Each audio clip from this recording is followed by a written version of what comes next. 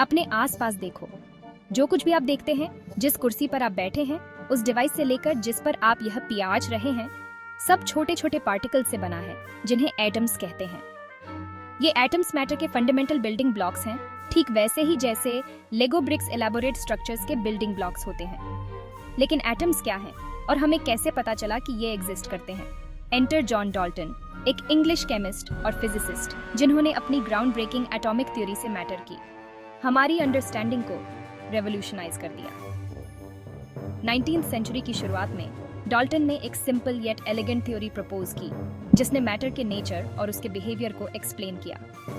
उनकी थ्योरी, जिसे Dalton's atomic theory के नाम से जाना जाता है, ने मॉडर्न केमिस्ट्री और फिजिक्स की फाउंडेशन रखी।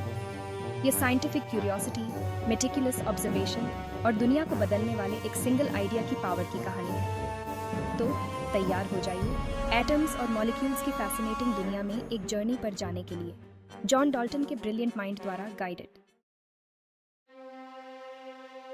1766 में ईगल्सफील्ड, इंग्लैंड में जन्मे जॉन डाल्टन कई टैलेंट्स वाले व्यक्ति थे। वह एक केमिस्ट, फिजिसिस्ट और मीटियोरोलॉजिस्ट थे। वह कलर ब्लाइंड भी थे, एक ऐसी कंडीशन जिसका नाम बाद में उनके नाम पर रखा गया, डाल्टनिज्म। डाल्टन की साइंटिफिक क्यूरियोसिटी की कोई सीमा नहीं थी। वह अपने आसपास की दुनिया से फैसिनेटेड थे और इसके फंडामेंटल प्रिंसिपल्स को समझना चाहते थे। उनकी कीन ऑब्जर्वेशंस और मेटिकुलस एक्सपेरिमेंट्स ने उन्हें अपनी ground breaking atomic theory develop करने के लिए प्रेरित किया। डाल्टन की थ्योरी, जो पहली बार 1808 में पब्लिश हुई थी, उस समय के प्रिवेलिंग विजडम से बिल्कुल अलग थी। डाल्टन से पहले मैटर को कंटिन्यूअस और इन्फिनिटली डिविजिबल माना जाता है। हालांकि डाल्टन ने प्रपोज किया कि मैटर डिस्क्रीट इंडिविजिबल पार्टिकल्स से बना है, जिन्हें एटम्स कहा जाता है। इस रेवोल्यूशनरी आइडिया ने यूनिवर्स की हमारी समझ को हमेशा के लिए बदल दिया। Dalton's atomic theory 5 fundamental postulates या स्टेटमेंट्स पर आधारित है, जो एटम्स के नेचर और उनके बिहेवियर को डिस्क्राइब करते हैं। ये पोस्टुलेट्स हैं: 1. ऑल मैटर एटम्स से बना है। 2. एक गिवन एलिमेंट के एटम्स मास और प्रॉपर्टीज में आइडेंटिकल होते हैं। 3. एटम्स को क्रिएट नहीं किया जा सकता, डिस्ट्रॉय नहीं किया जा सकता या स्मॉलर पार्टिकल्स में डिवाइड नहीं किया जा सकता है। 4. अलग अलग एलिमेंट्स के atoms simple whole number ratios में कंबाइन होकर केमिकल कंपाउंड्स बनाते हैं। 5. केमिकल रिएक्शंस में एटम्स कंबाइन होते हैं, सेपरेट होते हैं या रीअरेंज होते हैं। ये पोस्टुलेट्स हालांकि सिंपल हैं, मैटर के नेचर और उसके इंटरैक्शंस को समझने के लिए एक पावरफुल फ्रेमवर्क प्रोवाइड करते हैं। उन्होंने केमिकल फिनोमेना की एक विस्तृत रेंज को एक्सप्लेन किया और अनगिनत साइंटिफिक डिस्कवरीज के लिए रास्ता बनाया। कल्पना कीजिए कि एक बच्चा लेगो ब्लॉक्स से खेल रहा है। प्रत्येक लेगो ब्लॉक एक एटम को रिप्रेजेंट करता है, जो एक एलिमेंट की स्मॉलेस्ट यूनिट है, जो अपनी केमिकल प्रॉपर्टीज को रिटेन करता है। जैसे लेगो ब्लॉक्स अलग अलग शेप्स और कलर्स में आते हैं, डिफरेंट एलिमेंट्स को रिप्रेजेंट करते हैं, वैसे ही अलग अलग एलिमेंट्स के एटम्स एक दूसरे से अलग होते हैं। डाल्टन का पहला पोस्टुलेट कहता है कि सारा matter in tiny indivisible particles से बना है, जिन्हें एटम्स कहा जाता है। उन्होंने एटम्स को सॉलिड इंडिस्ट्रक्टिबल स्फीयर्स के रूप में एनविजन किया, ठीक टाइनी बिलियर्ड बॉल्स की तरह। इस कॉन्सेप्ट ने मैटर की हमारी समझ में रेवोल्यूशनाइज ला दी। एक कंटिन्यूअस मॉडल से एक डिस्क्रीट मॉडल में शिफ्ट हो गया। उदाहरण के लिए पानी को ही लीजिए। पानी 2 एलिमेंट से बना है, हाइड्रोजन और ऑक्सीजन। डाल्टन के अनुसार पानी हाइड्रोजन एटम्स और ऑक्सीजन एटम्स के एक स्पेसिफिक रेशियो में कॉम्बिनेशन से बनता है। Section 5, postulate 2, identical atoms, different elements. अब कल्पना कीजिए कि बच्चे के पास लेगो ब्लॉक्स के डिफरेंट सेट्स हैं।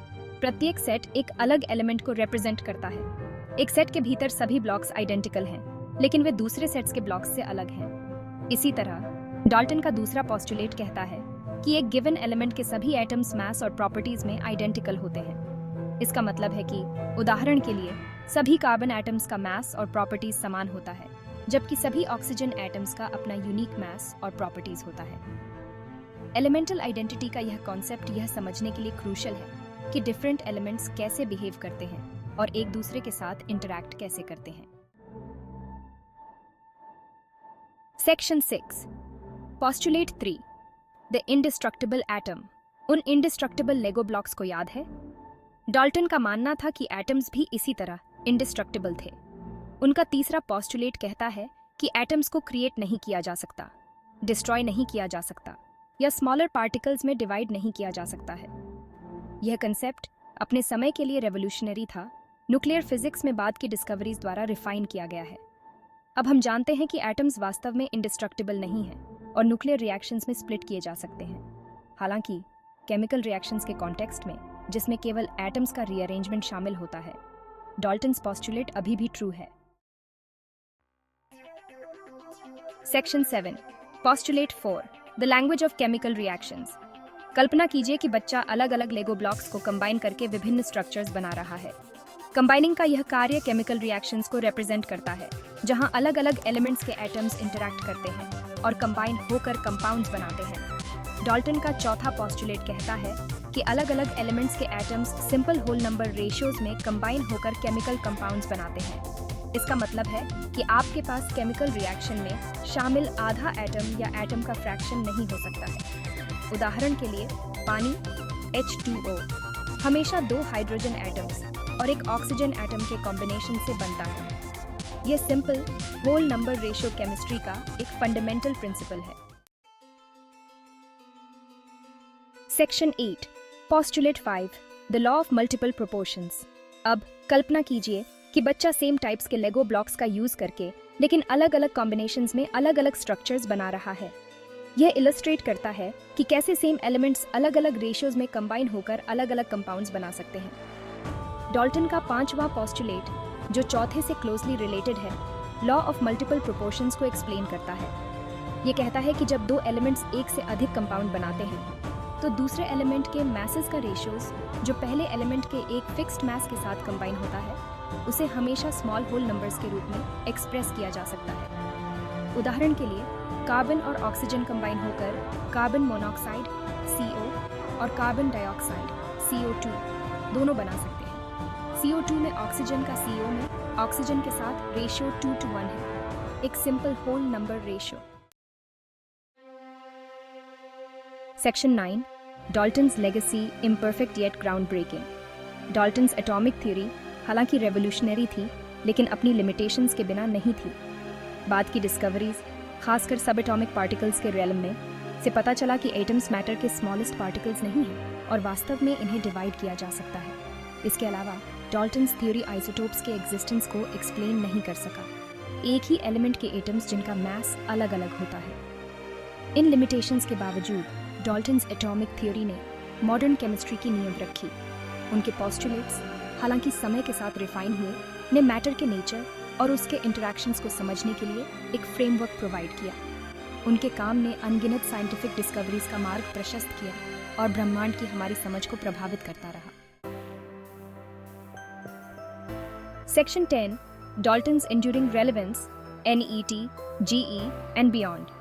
आज भी Dalton's atomic theory chemistry education की आधारशिला बनी हुई है। यह NET और GE जैसे कम्पिटिटिव एग्जाम्स में टेस्टेड एक फंडामेंटल कॉन्सेप्ट है।